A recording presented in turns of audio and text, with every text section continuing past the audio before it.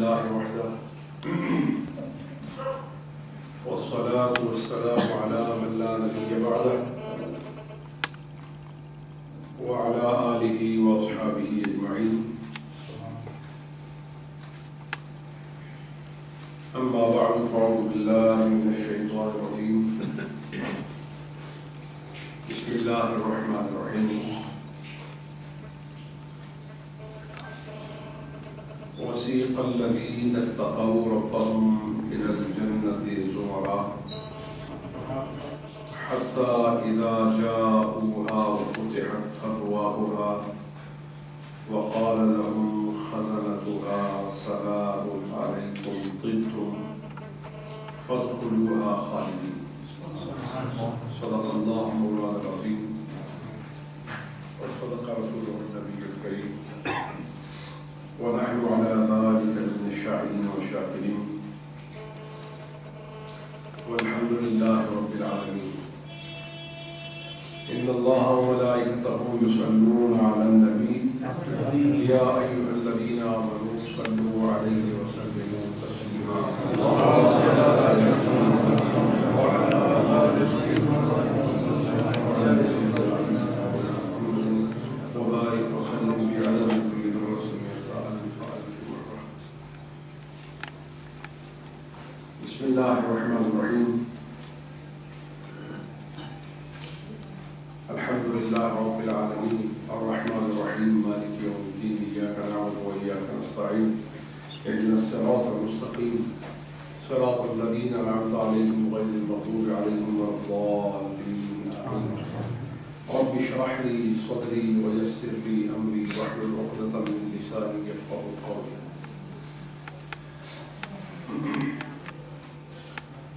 برادران اسلام، یاران طریقت، آج کا یہ دوسرا ماہانہ درس قرآن جو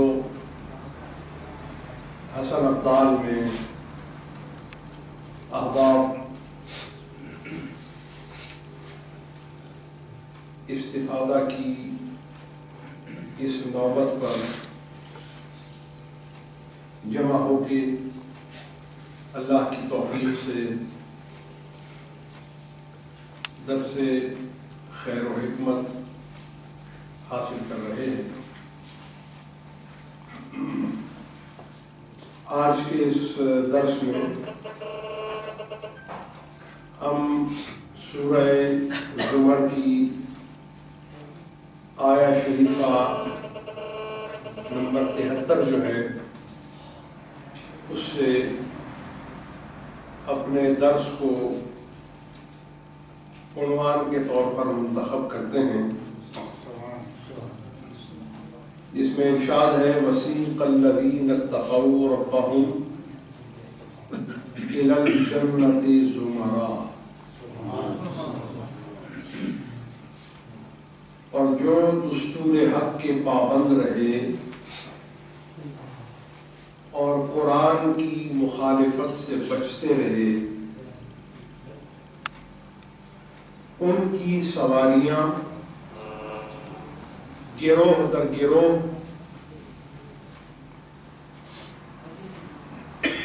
جنت کی طرف چلائی جائیں گی.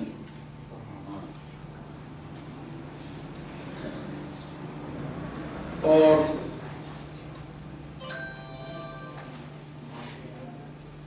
حتیٰ اذا جاؤوها،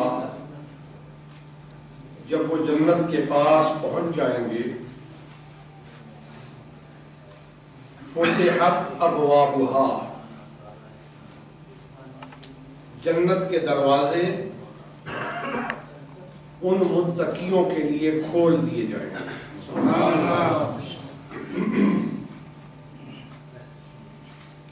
وقال لهم خزنتها، اہل تقوی جس وقت جنت کے قریب پہنچ کر جنت کے دروازوں کو کھلا پا کر اس سے داخل ہونے لگیں گے، جنت کے داروغے، جنت کے نگران اور جنت کے چوبدار کیا کہیں گے؟ سلام علیکم. کیا کہیں گے؟ سلام علیکم.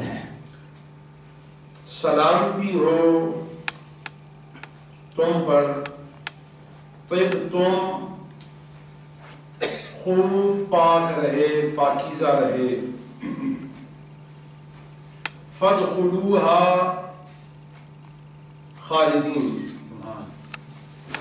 آپ نے جس پاکی اور جس تقوی کی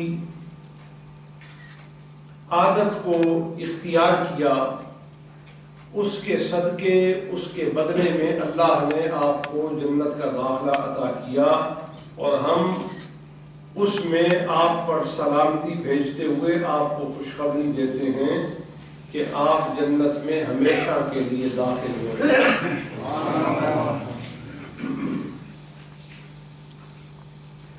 اس آیت کریمہ سے بہت سے مسائل اور فضائل ثابت ہوتے ہیں، جن میں آقا کریم صلی اللہ علیہ وسلم کی افضلیت اور آپ کی عظمت اور آپ کی اولیت سمیت مومنوں کے درجات اور عزت پر دلالت ہے.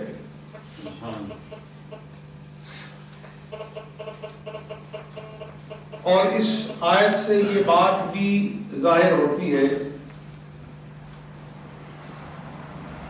کہ جنت کن لوگوں کے لیے ہے، ان کے اوصاف کیا ہیں، ان کی خوبیاں کیا ہیں،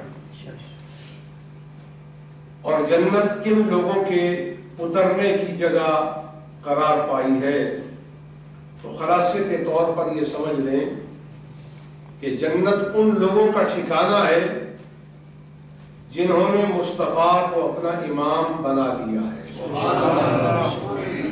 جو حضور کے پیروکار ہو گئے، حضور کی تبعیت میں آ گئے، حضور کی پیروی کرنے والے بن گئے.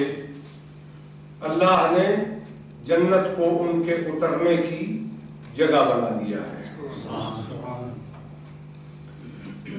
اور ان خوشبخت اور ان عظیم انجام والوں کا حال یہ ہوگا.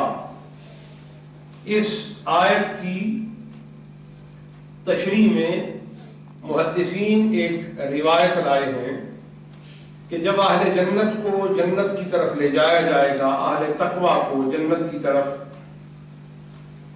روانہ کیا جائے گا، متوجہ کیا جائے گا، تو جنت کے دروازے پر پہنچ کر ان کو روکا جائے گا.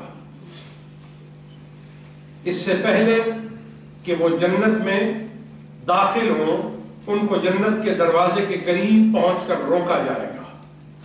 جیسے ہی وہ جنت کے دروازے کے قریب رکیں گے تو ایک درخت جنت کے دروازے کے قریب پائیں گے جس کے نیچے سے 2 چشمے رواں ہوں گے. ایک درخت پائیں گے جس کے نیچے سے 2 چشمے رواں ہوں گے، اور ایک چشمے سے انہیں حکم دیا جائے گا کہ پئیں. اور ایک روایت میں آتا ہے ایک چشمے سے انہیں ایک پیالہ پلایا جائے گا، اور پھر دوسرے چشمے سے بھی ایک پیالہ پلایا جائے گا. اب یہ 2 چشموں سے 2 پیالے کیوں پلائے جائیں گے؟ آقا کریم فرماتے ہیں پہلے چشمے سے اہل جنت جب ایک پیالہ نوش کریں گے تو ان کے باطن کی ہر آلودگی اور قذورت اور ہر بیماری اور آلائش اور ہر میل کچیل جو جنت میں جانے والوں کے مقام، عزت اور مرتبت سے کسی طرح مطابقت نہیں رکھتی ہوگی اور قابل قبول نہیں ہوگی، اس پہلا پیالہ پینے کی تاثیر سے کیا ہوگا؟ ان کے باطن کو نورانی کر دیا جائے گا۔ اور دوسرا پیالہ جب وہ پیئیں گے تو اس دوسرا پیالہ نوش کرنے کا اثر کیا ہوگا کہ ان کا ظاہر حسن سے مالا مال ہو جائے گا۔ یہ سورہ زمر کی اس آیت کے ذیل میں مفسرین اس حدیث کو تمام تفاسیر میں لائے ہیں، اور اس میں آپ تمام جو قداور تفاسیر ہیں، معتبر تفاسیر ہیں، ان کو آپ دیکھ سکتے ہیں۔ اس میں تفسیر ابن کثیر ہے، تفسیر مظہری ہے، اس کے بعد تفسیر بغوی ہے۔ یہ تفاسیر جو ہیں اس روایت کو نقل کرتی ہیں۔ اب اس روایت سے ہمارا استدلال یہ ہے کہ جنت میں جانے والے جو لوگ ہیں ان کا ظاہر اور باطن اتنا ستھرا ہوگا کہ ظاہر حسن سے مالا مال ہوگا اور باطن صفا اور زکا سے مالا مال ہوگا۔ یعنی دل اور دل کے واردات، عقل اور عقل کے واردات، اس کی تخلیقات، اس کے متعلقات، اس کے فروعات، اور یہ تمام کے تمام امور، حتیٰ کہ یہاں تک سانسوں سے پیدا ہونے والی جو بو ہے، وہ پہلا پیالہ پینے سے منہ کی اور سانس کی بو بھی ختم ہو جائے گی اور اس سے خوشبو برآمد ہوگی۔ اب آپ اندازہ فرمائیں، اگر حضور کی پیروی کرنے والے کو اتنا حسن دیا جائے گا، اگر حضور کی اتباع اور محبت کرنے والے کا صلہ اتنا بے مثال اور اتنا نہ ختم ہونے والا ہے، تو قیاس کر کے سمجھ لیجئے کہ مقام مصطفیٰ کی بلندی کا عالم کیا ہوگا۔ اور کریں نا کہ جب عام جنتی، یہ جنت جانے والوں میں خاص جنتیوں کا ذکر نہیں ہے، یہ عام جنتیوں کا ذکر ہے۔ عام جنتی جن سے اللہ جنت کو بھرے گا، عام متقی اور عام اہل کمال جو ہیں، جن کو اللہ کریم جنت میں مقام اور ٹھکانہ عطا فرمائے گا، ان کا مقام یہ ہے کہ جنت میں جانے سے پہلے ان کو 2 پیالے پلائے جائیں گے۔ جنت کے دروازے کے پاس ایک درخت پائیں گے جس کے نیچے سے 2 چشمے رواں ہوں گے، اور ایک پیالہ پینے سے ان کے باطن کی صفائی کر دی جائے گی، دوسرا پیالہ پینے سے ان کے ظاہر کی صفائی کر دی جائے گی، اور ایسی صفائی جو جنت میں داخل ہونے سے پہلے ہوگی۔ کچھ لوگ ایسے ہیں جن کو یہ مقام و مرتبہ پہلے سے عطا کر دیا گیا ہے، دنیا کی زندگی میں ہی ان کا باطن صاف کر دیا گیا، ان کا ظاہر ستھرا کر دیا گیا، حسن سے ان کو آراستہ کر دیا گیا۔ یہ کون لوگ ہیں جن کو زندگی میں ہی یہ مقام، یہ خصوصیت، یہ حسن، یہ جوہر اور یہ خوبی ان کو ودیعت فرما دیا گیا؟ میرے وجدان کے مطابق یہ لوگ طبقہ صحابیت کے لوگ ہیں۔ کون سے طبقہ؟ طبقہ صحابیت کے لوگ، جنہوں نے ہین حیات محمدیہ میں آقا کی اپنی آنکھوں سے زیارت کی، آقا کے خطبے کو اپنے کانوں سے سنا، آقا کی محفل کو اپنے جسم سے محسوس کر کے پایا، اور آقا کی بارگاہ میں موجود رہے۔ بس آقا کی ایک نظر پڑی، پہلی نگاہ نے ان کے دل کو پاک کر دیا، اور دوسری نگاہ نے ان کے ظاہر کو حسن و جمال سے مالا مال فرما دیا۔